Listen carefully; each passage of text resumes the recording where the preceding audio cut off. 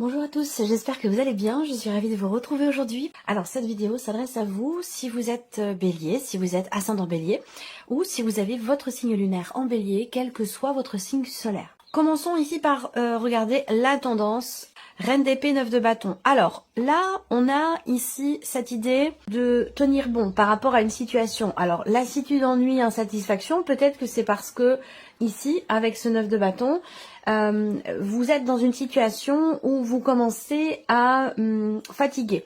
C'est-à-dire que vous avez certainement entrepris pas mal de choses. Ça peut être des démarches, ça peut être, voilà, peu importe. Hein. En termes d'action, j'ai l'impression que vous avez beaucoup fait et que là, vous arrivez à un point où vous commencez à fatiguer.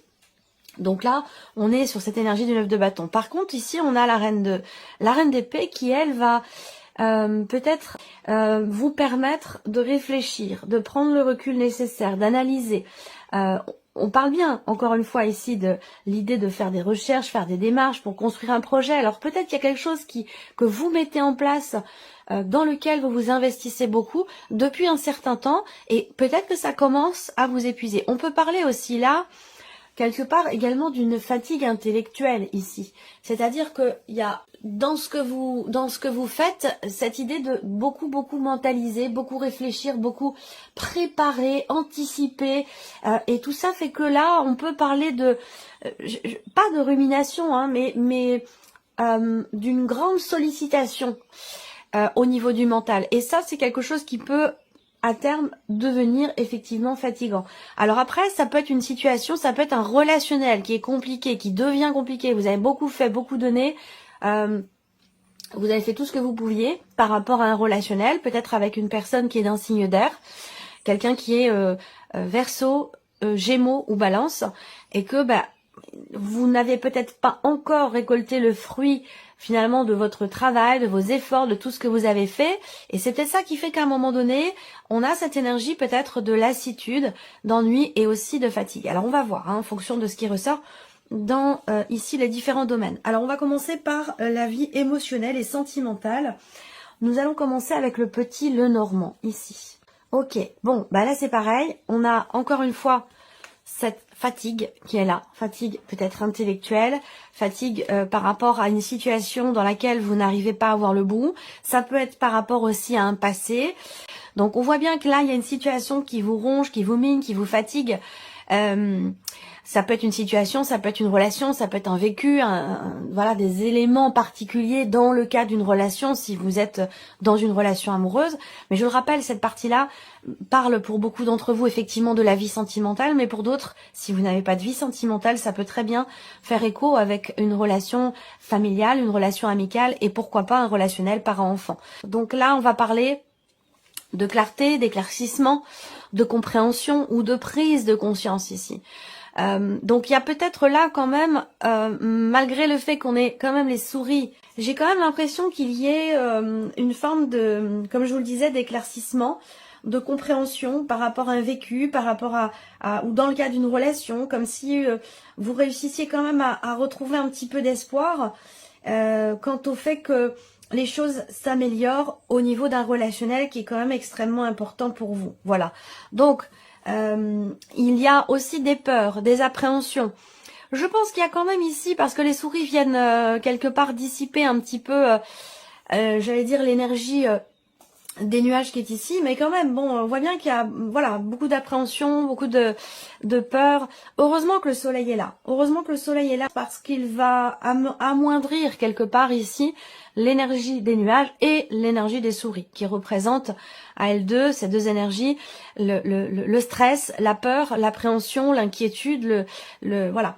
Donc, est-ce que c'est par rapport à une décision aussi, peut-être que vous avez à prendre par rapport à quelqu'un, vous appréhendez peut-être d'exprimer quelque chose, c'est peut-être pour ça que vous réfléchissez beaucoup, peut-être que vous subissez quelque chose de particulier dans un relationnel, et que il est temps peut-être de mettre en lumière tout ça, il est peut-être temps d'en parler, d'extérioriser, et peut-être que vous appréhendez, que vous ne savez pas trop comment aborder les choses. Ça peut aussi être quelque chose qui s'apparente à ça.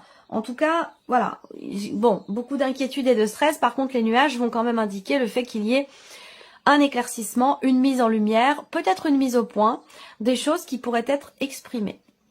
Alors là, on a la communication aussi.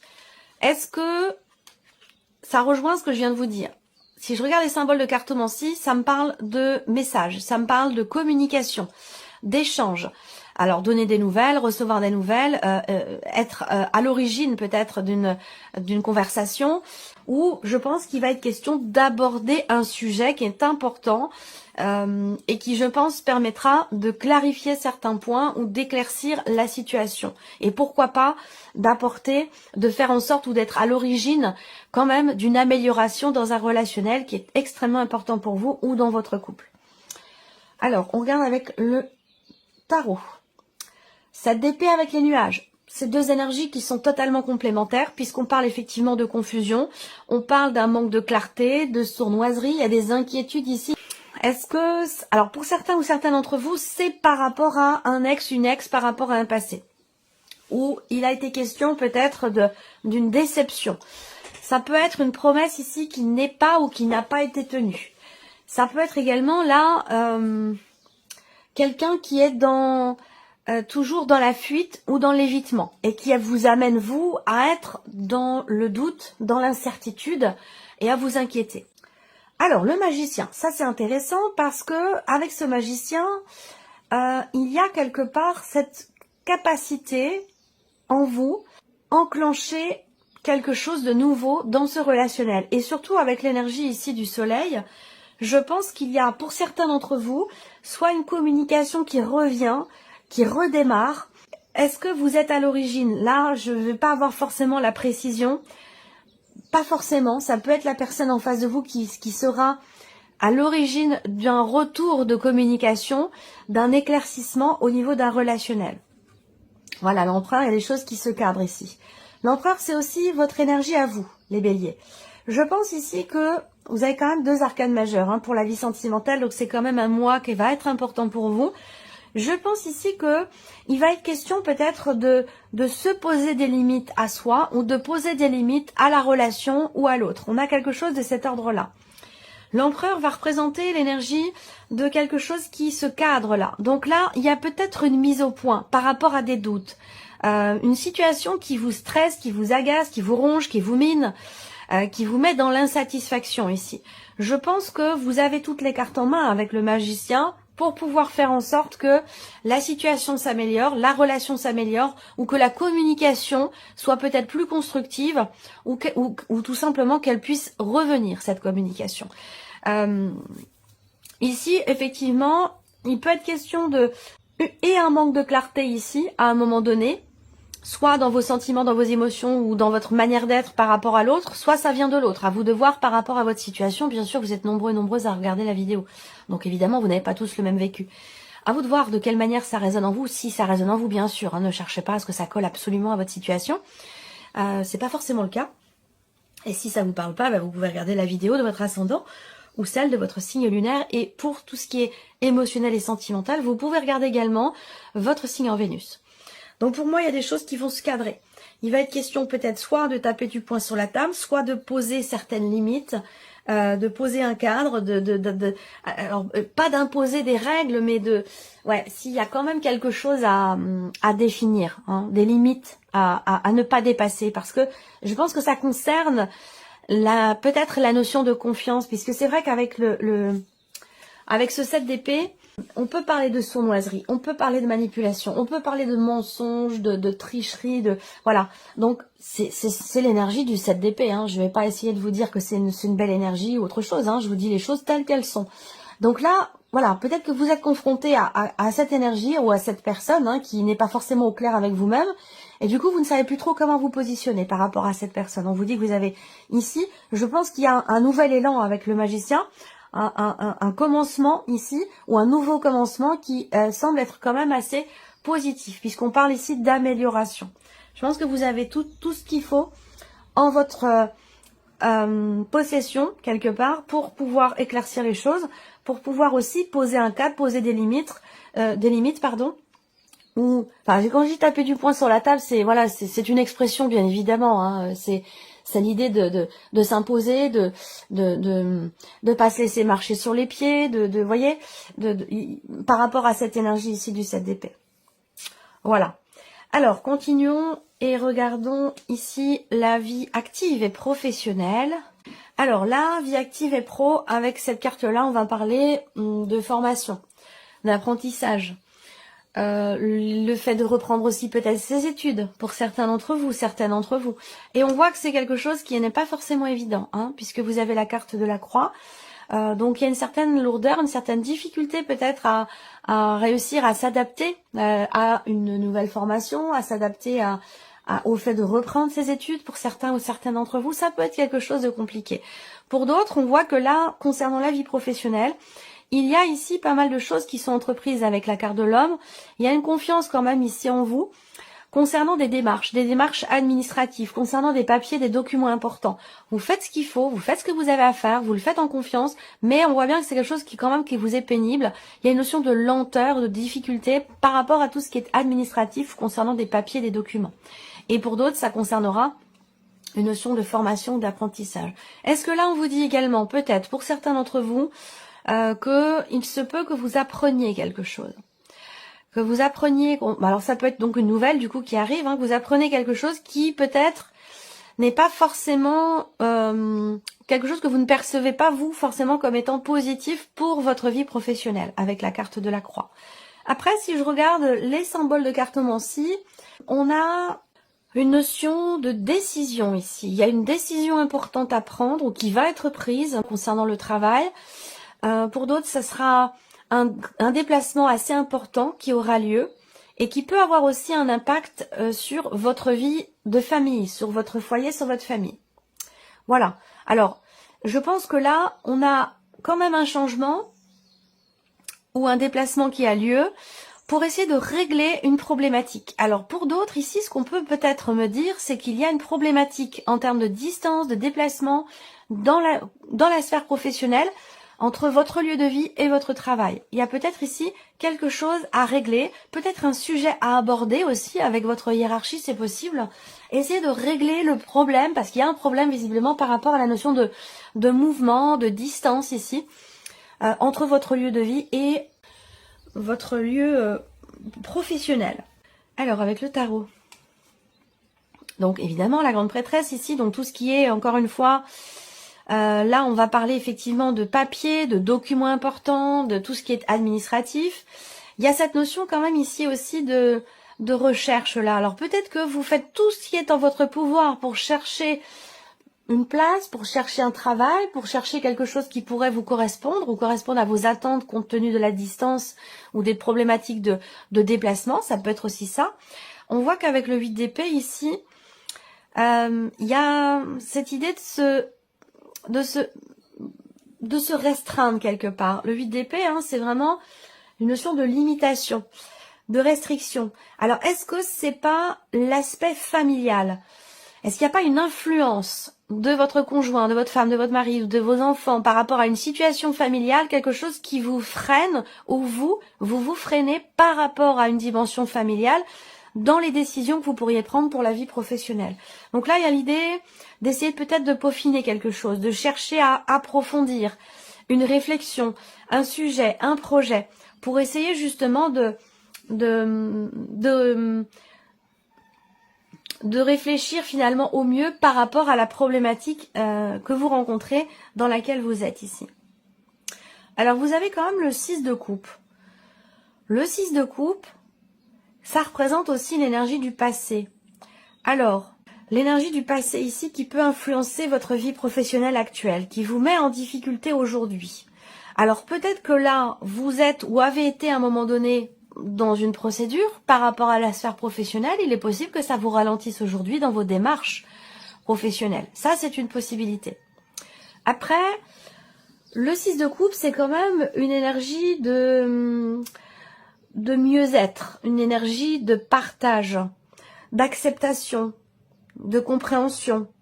Ici, que ce soit concernant tout ce qui est administratif ou concernant une formation là, il y a peut-être là une compréhension qui se fait, parce que là, vous cherchez peut-être à savoir, à comprendre, à peaufiner quelque chose, une réflexion, à essayer de trouver des solutions aussi peut-être par rapport à la problématique que vous rencontrez.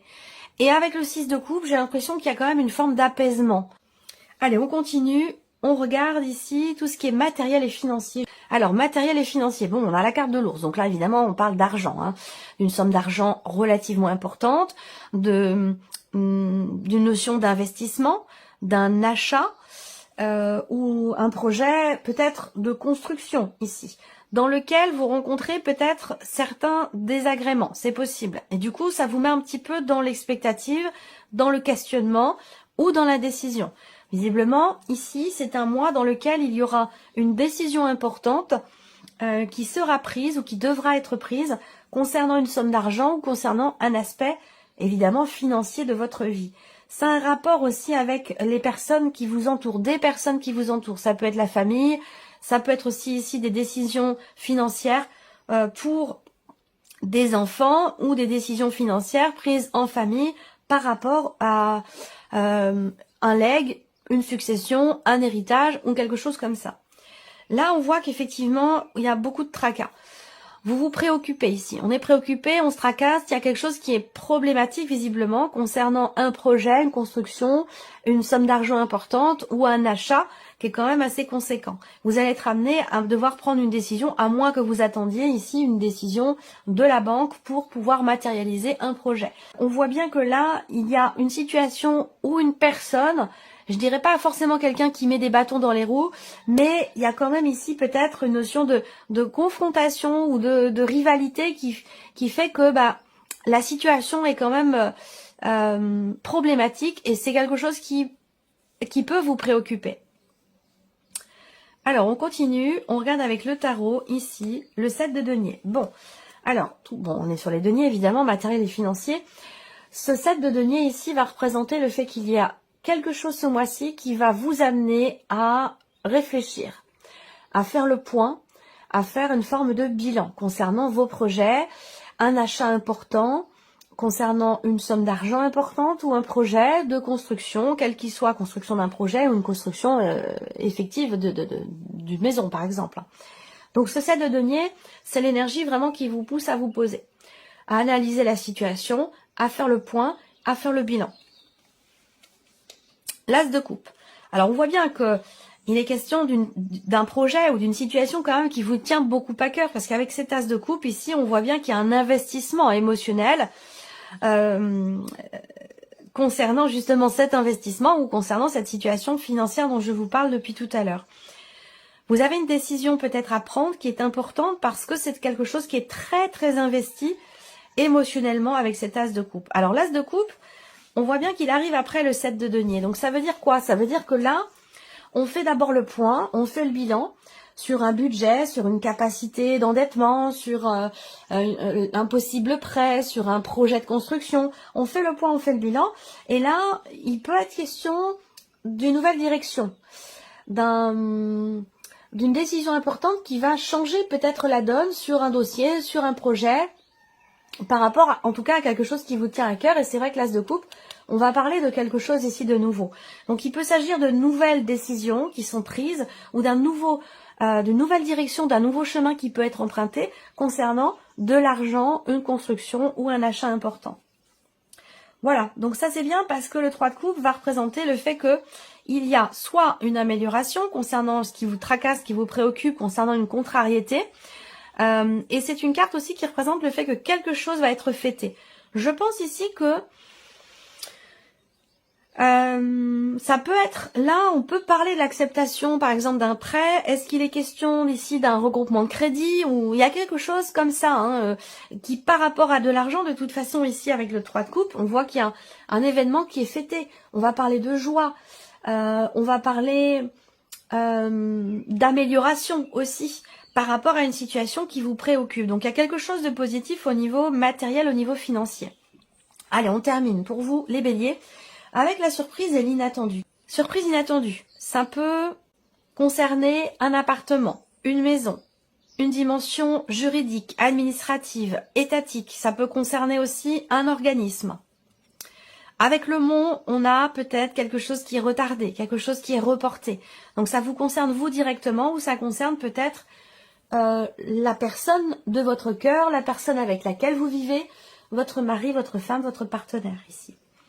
On voit bien qu'il y a effectivement il peut y avoir une petite tension, une dispute passagère, quelque chose bon qui n'est pas bien grave, hein, mais ça peut concerner des papiers, de l'administratif, la vie professionnelle ou peut-être une somme d'argent. Là, j'ai l'impression que il y a un désaccord quant au fait de pouvoir signer, conclure quelque chose ou concernant des papiers, des documents officiels ou administratifs. Pourquoi? Parce qu'ici, on voit qu'il y a quelque chose qui pourrait être, alors pas annulé, mais retardé ou reporté. Alors, avec le tarot, la surprise inattendue, ça peut être quelqu'un qui se ferme à vous. Quelqu'un avec qui la communication est ou devient relativement compliquée. Avec une personne qui est du signe du taureau. On peut parler aussi de quelque chose à dépasser concernant une scolarité, un établissement scolaire, un établissement pour une formation, un apprentissage ou quelque chose comme ça. Là, on voit que il y a des choses qui sont à régler, à dépasser. Effectivement, on a quand même le 10 de bâton, donc c'est intéressant parce que je pense qu'ici, effectivement, surprise inattendue, on a quand même ici quelque chose qui peut être surmonté, qui peut être dépassé.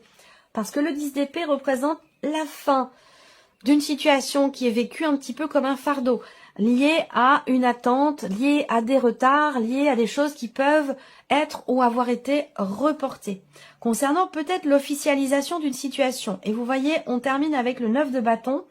Effectivement, alors on voit bien que c'est un mois qui est un mi-figue, mi-raisin. Hein, c'est pas certainement pas le plus beau mois de l'année pour vous.